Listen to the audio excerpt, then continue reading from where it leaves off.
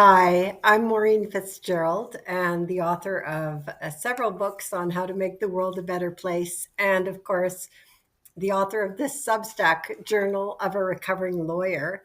And I had to share a situation today. It's so real to me how I get triggered so easily and how all the work, all the years of work I've done on waking up have really helped. So I want to share this particular trigger with you.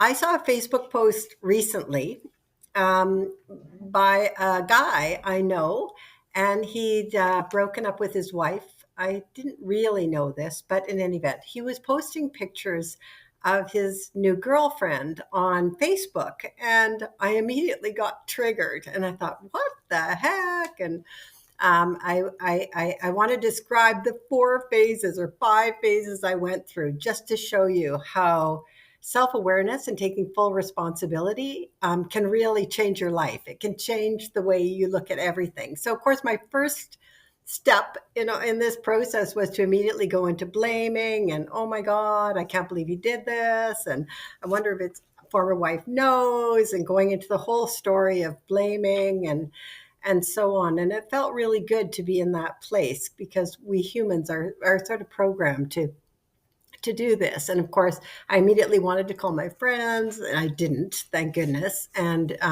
say, don't you agree with me? So, in any event, that's step one. Thank goodness it's only step one. Step two is interesting because I immediately pulled back and I went, wait a second, Maureen, you have posted things before, you have done things before. And the last thing you want is somebody to judge you and blame you. So I had this compassionate response, recognizing that we're all human. Wherever we are, that's totally fine, just whatever.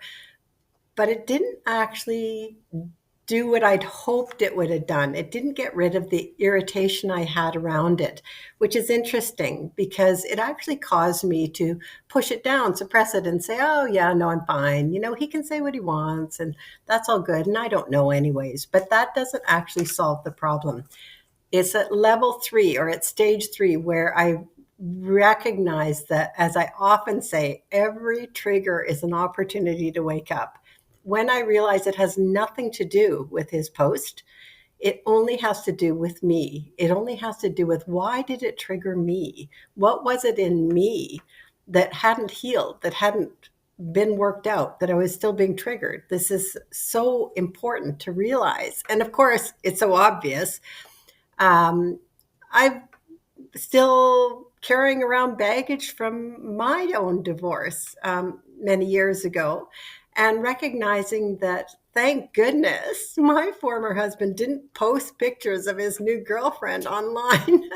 But in any event, it made me do a little bit more work on myself and realize I can let it go. The beautiful thing about this whole process is, if you are self aware, if you can go through this, then you come to a place of clarity. So I can still say something to each of these men whenever I see them without all the baggage and the assumptions about what they did. And whether I do that now or in the future doesn't really matter. I just want to be present at that moment. So I imagine, if I do run into them, if I will be clear enough in myself to have known I've done the work I need to clear my own garbage and be able to see them in the present moment for who they truly are, because we're all struggling to, as I say, go home. So hopefully this helps you understand.